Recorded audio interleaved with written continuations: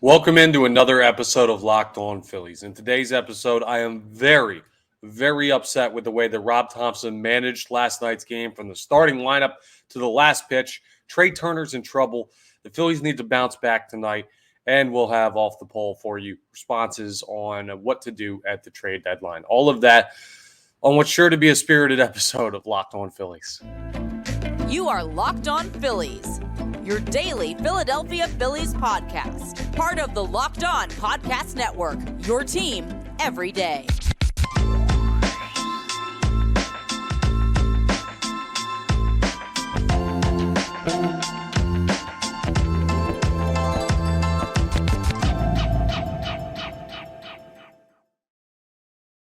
Yes, this is indeed another episode of Locked On Phillies. I'm Connor Thomas, your host. Let's get the pleasantries out of the way. You can hear me on the radio, NBC Sports Philadelphia, on the TV as well.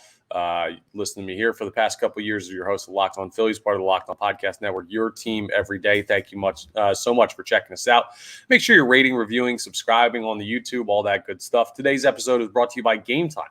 Download the Game Time app, create an account, and use code LOCKEDONMLB for $20 off your first purchase. Last-minute tickets, lowest price, guaranteed. Check out our friends over at Game Time. Okay, got all of that out of the way. Now, let's jump into what in the world went on last night between the Philadelphia Phillies and the Baltimore Orioles. First of all, I'm going to do a positive real quick. Props to Christopher Sanchez. Career high in innings pitched. He threw 7 innings. He had 8 strikeouts. He's been outstanding. His teammates have let him down when he's been on the mound, but he himself, his individual effort this year, deserves commending. Great job by Christopher Sanchez in last night's game. Outside of him, I don't know who else we're talking about positively, but let's start with the manager because Rob Thomson drove me insane. And it legitimately might have been his worst managed game of his time being Philadelphia Phillies manager. So first of all, Thomson goes ahead and he sets the lineup for last night's game. And I get it. They played a weekend series. They didn't have a day off in between being in Cleveland and being here. I understand. There are going to be some guys that are going to be a little bit tired that you want to try and get rest. What I didn't expect was for Rob Thomson to rest literally like everybody. It's insane. This looked like a spring training lineup, and you're playing the Baltimore Orioles, who are currently the top team in the American League East. Here was the lineup for your Philadelphia Phillies. Schwarber, Turner, Harper, Castellanos, Stott, all look good. But the bottom 4 in this lineup were Josh Harrison giving Alec Bohm a day off. Jake Cave playing first base, meaning that Kyle Schwarber was going to have to play the outfield. Garrett Stubbs catching. I don't really have an issue with that one because JT plays basically every day, and you need to get him out sometimes to save him. Then Johan Rojas is center, which means Brandon Marsh and Alec Bohm both sitting. It was unbelievable. I don't get it, man. I don't get how that lineup is potentially productive, and I don't get how you have to rest all of those guys on the same day. That seems insane to me. So immediately off the bat, the lineup, it was just like, oh, what are we doing? And I kind of brought up in yesterday's episode that the bottom 4 of that lineup, not good statistically, did not look good to me, resting a bunch of guys. But the Phillies pitching and Christopher Sanchez held them in the game a little bit. Well, yeah, it held them in the game probably more than they should have because the Phillies squandered an opportunity early in this one. There was a ball hit to Aaron Hicks in center field by Johan Rojas. Hicks dives and lays out for it. Tries to make the play. You could see he rolled up on his wrist kind of awkwardly, and he also rolled over like he was trying to hide that the ball came out. And Kyle Schwarber, as an outfielder, recognized it from the on-deck circle. He's immediately yelling at the dugout to challenge. They showed the replay on the TV broadcast. It clearly looks like from the second angle they showed, the ball comes out of the glove. Like it was cut and dry, the catch was not made. And the Phillies just don't challenge it. Like they just choose not to have a runner on base. I don't understand. Rob Thomson said they didn't have the camera angle. Well, have the camera angle. You got to. Like, we got it here. And even if you don't, your veteran outfielder who's out there all the time, who knows what it looks like. Yeah, I didn't even mean it this way, but I'll say it this way. He knows what it looks like to drop a fly ball every once in a while. We'll talk more about that later. But Kyle Schwarber tells you it's down. At some point, maybe just trust him. Just be like, wow, he's adamant. Let's give it a look anyway. Because maybe they didn't have the second camera angle, but still, like, if you know baseball, if you've watched a lot of baseball, you saw that play and you thought that looked weird. That looked like he was covering up that he dropped it. Not just because of the injury, but because of that. So that was a blunder the Phillies didn't challenge, doesn't work out. Then you go ahead and you have base running errors late in this one where Johan Rojas gets picked off second. Not picked off, but a line drive gets hit and he gets thrown out at second, doubled off in a situation where you had first and second with no outs. That's that can't happen. I get he's a young player. That cannot be allowed to happen. And then Bryce Harper on Nick Castellanos' RBI single in the was that in the ninth inning? Yeah, I believe it was in the ninth inning. That ties up the ball game. Bryce Harper goes out there and he tries to score from second. Dusty Watson sends him. He's out. The throw was a little bit offline, but I mean, it was an inadvisable send. I get that they were trying to be aggressive. And my issue is not so much with Bryce Harper on the base running there. And it's not even really with Johan Rojas. Like, yes, Johan Rojas made the wrong decision. He took an extra hop, should have froze, got doubled off because of it. That stuff happens to veteran players. That stuff happens to young players. It happens more to rookie players like that. And the moment's big for him and he wants to try and score. The Bryce Harper thing's being aggressive in the spot. So why am I mad at it? Well, because it's been happening over and over and over and over again all season long. And I know Rob Thomson is not the base running coach, but he's the manager. Everything falls under his jurisdiction. And when you see troubling trends like that, you have to do something to fix them. He clearly hasn't done enough to fix them this year because they continue to happen. So not happy with that. And then you tie the ball game up in the ninth. Kyle Schwarber's just hit. You got a situation where you need to play defense. So what do? Well, you take the worst defensive player in all of baseball off the field, and you put Brandon Marsh, who's a plus defender, out there. That would seem to make sense, right? I would enjoy that. But Rob Thomson, asleep at the wheel yesterday, decides that's not what he's going to do. He puts Kyle Schwarber out in left field again for no reason. I guess he thought the lineup was going to get back around to Schwarber. Guess what? Brandon Marsh, higher OPS, higher batting average. Wouldn't mind Marsh being out there. Both lefties. Like, I'd almost take Marsh late game situation.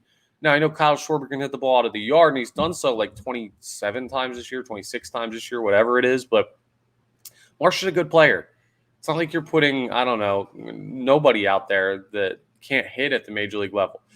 That literally cost him the game because a fly ball got hit down the left field line that Kyle Schwarber laid out for, tipped off the edge of his glove, just didn't get there. I find it hard to believe that Brandon Marsh doesn't make that play if Kyle Schwarber's getting there. So, and I can't blame Kyle Schwarber. It's not his fault. He made a great effort. It's just not fast enough. And Brandon Marsh would have been. Just an insanely bad game for Rob Thomson. And a lot of people are very mad with the Phillies manager right now.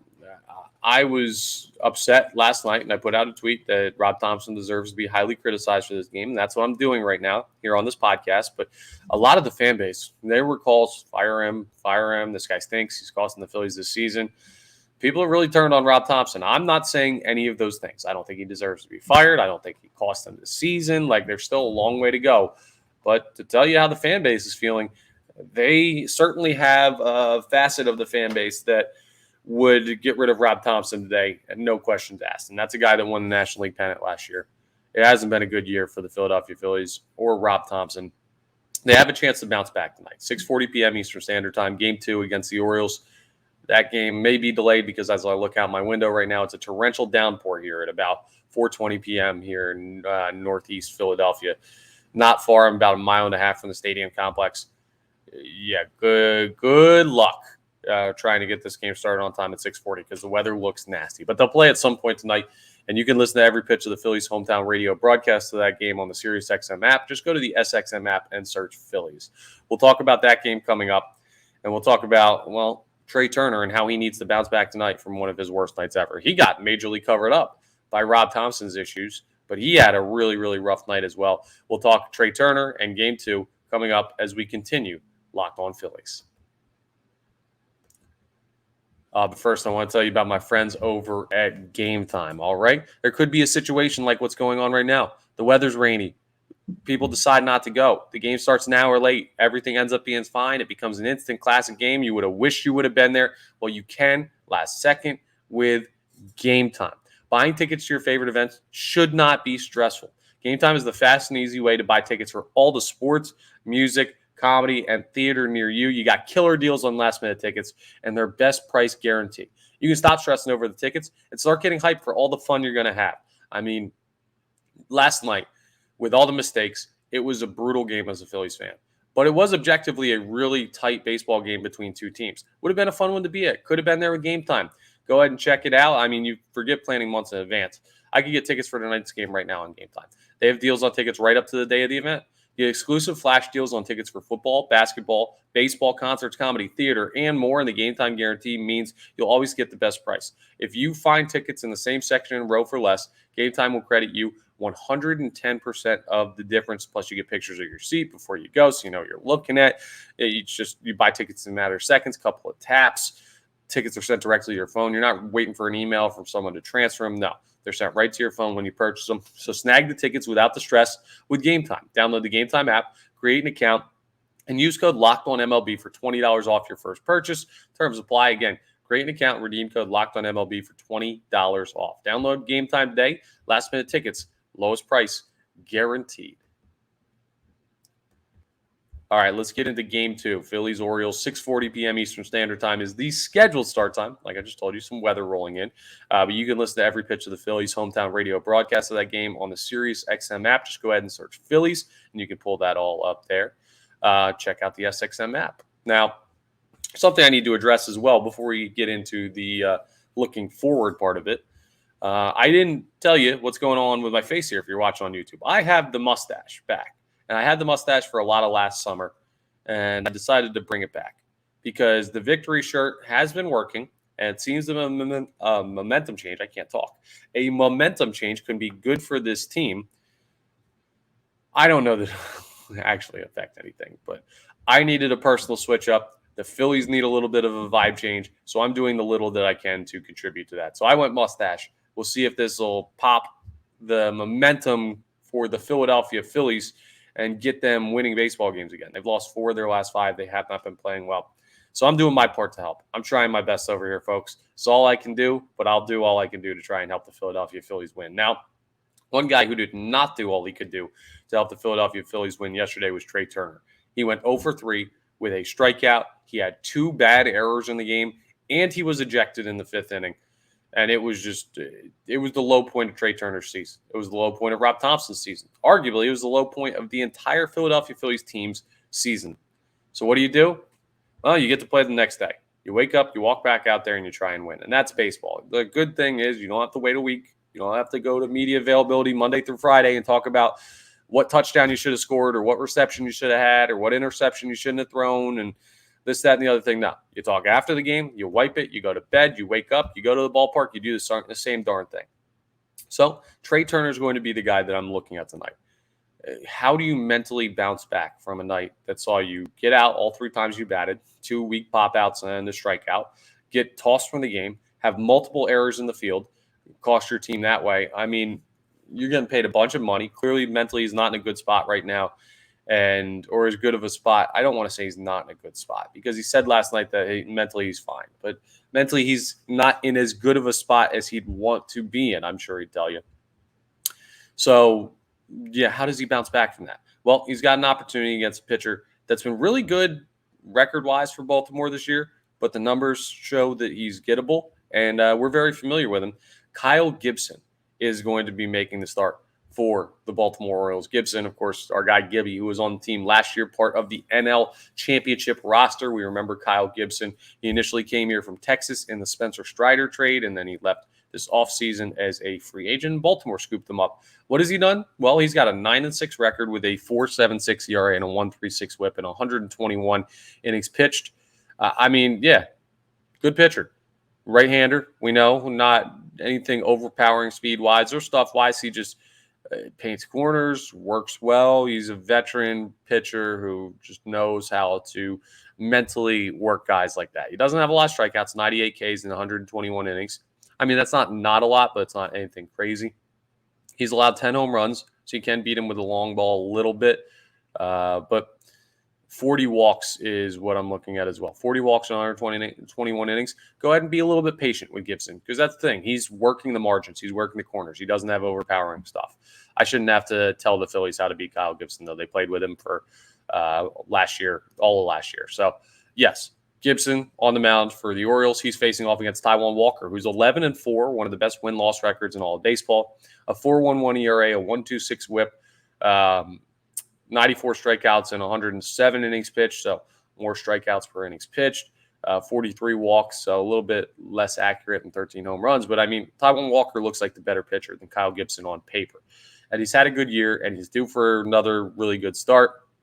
So hopefully Taijuan Walker can go out there and take care of business for the Philadelphia Phillies in that manner. The lineups are out. Kyle Schwarber is going to lead off, but he's going to DH because Bryce Harper's back at first base tonight. Trea Turner will be your starting shortstop. I know some people just groaned at that. He's going to have to play through it. Bryce Harper's playing first, batting third. Nick Castellanos playing right field, batting fourth. Bryson Stott, second base, batting fifth. JT Realmuto catching, batting sixth. Alec Bohm, third base, batting seventh. Brandon Martian left, batting eighth. Johan Rojas in center, batting ninth. Thank goodness I was tired of the Jake Cave thing. That was another thing that's been bothering me lately. That should be the lineup. Now, there's one thing I would consider changing about it right now. Another thing I would consider changing about it in the future. The first thing, I would think about playing Marsh in center and Rojas in left, but I guess Rojas is more comfortable in center. Marsh is the more senior player, so you trust him to handle change better. That's why they're doing it, but I'd like Rojas in left too. I don't know. Either's fine. That's nitpicking, but I just feel like I like Brandon Marsh in center field more because of the relationship with Nick Castellanos and ranging to that gap and covering that ground, knowing he could cut over there. But that's minor. The other thing that would be major, but I could see happening further down the line, not now, is a change at leadoff. And I know people want that, but Rob Thomson doesn't seem ready to take Kyle Schwarber out of that leadoff spot. Trea Turner can't bat there. I've heard some stuff about maybe Harper should be leadoff. I don't see that at all, even though he's batting .293. I wouldn't want to mess with where Bryce Harper is in the lineup. Nick Castellanos fine. Bryson Stott's fine. Like, Stott might be your leadoff hitter. Trea Turner, if he figures it out, could be your leadoff hitter. I don't know who you put up there. That's the thing, right? Like, Kyle Schwarber doesn't look great in the leadoff spot, but I don't know who you put there right now. And Trea Turner, maybe you drop him down in the lineup at some point and see if that revitalizes him. But I don't know that it's where he's hitting in the lineup. I just think he's in a tough spot mentally. So that's your lineup. Their careers against Kyle Gibson, because some of these guys have faced him despite being his teammate last year. Schwarber's over 1 career. Turner's 2 for 8 career. Harper's over 2 career. Nick Castellanos has seen him the most. 10 for 43 against Kyle Gibson, a .233 average, and over 2 Brandon Marsh. So if you're scoring at home, a 0 average, a 250 average, a .233 average, a 0 average. The guys that have seen Kyle Gibson have not had a ton of success against him, but they haven't seen him a lot. Nick Castellanos has homered off of him twice, but he struck out against him 13 times, which means Kyle Gibson must have gotten the memo that breaker low and away is what will get you. So that's what you got. Now here's the lineup for Baltimore that'll face off against Taijuan Walker. Gunnar Henderson's going to lead off and play shortstop. Adley Rutschman's back in the game. He sat last night. He's going to catch. Anthony Santander in right field. O'Hearn at first base. Mountcastle DHing. Frazier at second. Hayes in left. Cowser in center. Westberg at third. So that's what you're looking at as far as the lineup for the Baltimore Orioles. None of these guys have really faced Taijuan Walker all that much. Ryan Mountcastle, the most at bats against him. He's 1 for 10. Frazier, 2 for 8. Hayes, over 4. Santander, 2 for 6 career. Never given up a home run to any of these players. Knock on wood. But the Phillies are favored. 57.1% chance to win tonight. Minus 125. That could just be the analytics expecting to come out of a tough stretch. It could be that Taijuan Walker seems to be the better pitcher on paper than Kyle Gibson. It could just be a home game. Phillies, good team, figure it out. But I don't know. Bottom line, the Phillies are favored to beat the Orioles tonight. So we'll see at 6:40 p.m. or later Eastern Standard Time. Phillies, Orioles, game 2 of the 3-game set. Phillies need it to avoid losing another series. You can listen to every pitch of the Phillies hometown radio broadcast of that game on the SiriusXM app. Just go to the SXM app and search Phillies, and you'll be able to pull everything up there. Coming up, we're going to wrap up with Off the Poll and tell you about the results of the poll that we put out yesterday because I forgot about it over the weekend. We'll do that as we wrap up Locked On Phillies.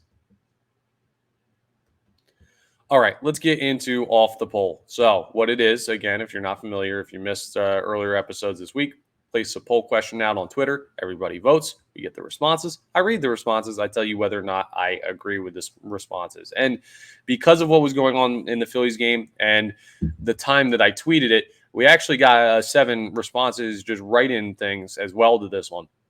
So we'll go through those. But our off-the-poll question yesterday was, if the Phillies only approve at one position at the trade deadline, what do you want it to be? And I gave you 3 options: first base, third base, left field, and starting pitcher. Now, I'll go through the write-in responses first.